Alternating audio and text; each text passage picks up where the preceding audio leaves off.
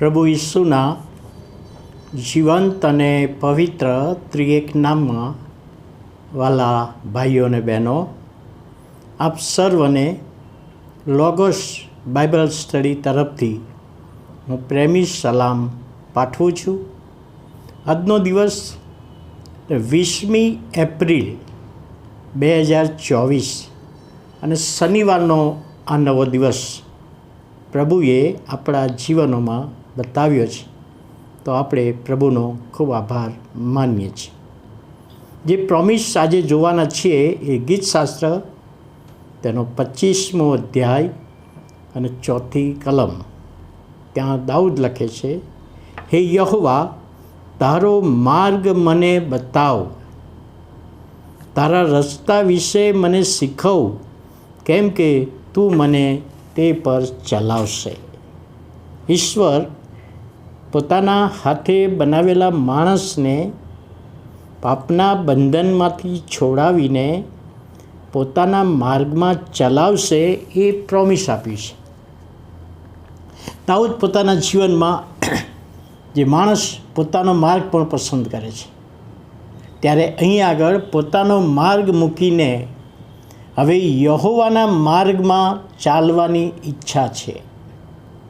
હવે પોતાનો માર્ગ મૂકીને યહોવાના માર્ગમાં શીખવા માગે છે અને માટે કહે છે, યહોવા, હે યહોવા, તારો માર્ગ મને શીખવ ને મને બતાવો. વિનંતી કરે છે, તારો માર્ગ મને શીખવ.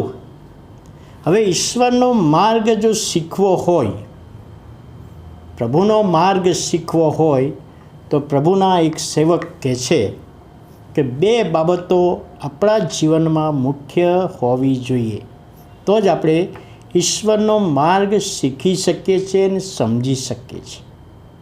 2 બાબતો. પહેલી બાબત કઈ? તો કે પહેલી બાબત, જેનો માર્ગ શીખવો છે એને પોતાના જીવનમાં સ્વીકારવો પડે. મારે ઈશ્વરનો માર્ગ શીખવો છે, ઈશ્વરના માર્ગમાં ચાલવું છે, તો પછી મારે એ ઈશ્વરને પોતાના જીવનમાં ઓળખવો પડે, સ્વીકારવો પડે. એ પહેલી બાબત. તો દાઉદ કહે છે કે હું મારા જીવનમાં જીવતા યહોવાને સ્વીકારીશ ને ઓળખીશ. એ પહેલું પગથિયું છે ઈશ્વરનો માર્ગ શીખવા માટે. બીજું પગથિયું કહે છે, જો જે ઈશ્વરને ઓળખ્યા છે એ ઈશ્વરની સાથે વ્યક્તિગત સંબંધ રાખવાનો.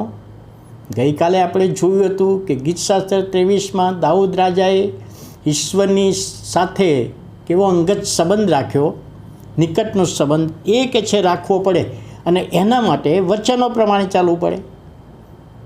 જે પ્રભુએ આપણને જીવંત વચનો આપ્યા છે એ વચનો પ્રમાણે આપણે ચાલવું પડે. અને દાઉદ કહે છે, શબ્દો એ નથી વાપર્યા, પણ અહીંયા આગળ એનો ભાવાર્થ એ છે કે મેં ભૂલ કરી છે, મેં પાપ કર્યું છે, મેં અન્યાય કર્યો છે અને ઈશ્વરની સાથેનો સંબંધ તૂટી ગયો છે. હવે એ ઈશ્વર સાથે ફરીથી સંબંધ બાંધવાને માટે કહે છે, મને તારો માર્ગ શીખવ, તારો માર્ગ મને બતાવ. એ દાઉદ કહે છે, દાઉદની ઈચ્છા હતી. હવે એ જ બાબતને નવા કરારમાં જોઈએ તો પ્રભુ ઈસુ ખ્રિસ્તે શિષ્યોને કહ્યું કે માર્ગ, સત્ય અને જીવન હું છું અને મારા આશ્રય વિના બાપની પાસે કોઈ આવી શકતું નથી. મારા આશ્રય એટલે મારો માર્ગ, હું માર્ગ છું, તો એના દ્વારા જ બાપની પાસે જઈ શકાય છે. એવું આ પ્રભુ ઈસુનું શિક્ષણ હતું. એટલે માર્ગ, ઈશ્વર પોતે માર્ગ છે, ઈશ્વરનો માર્ગ અને ઈશ્વર પોતે માર્ગ છે. દફન ક્રિયા ઘણી બધી વખતે આપણે અન્ય ધર્મી મિત્રો પણ હવે દફન ક્રિયામાં આવતા હોય છે અને જ્યારે વાતો કરવાનો સમય આવે ત્યારે એવી વાતો પણ કરતા હોય ટોળાબંધ કે એક જ માર્ગે જવાનું ને, તમે ઈસુને માનો, અમે બીજા દેવને માનીએ, ત્રીજા દેવને માનીએ, પણ એક જ માર્ગ છે ને જવાનો.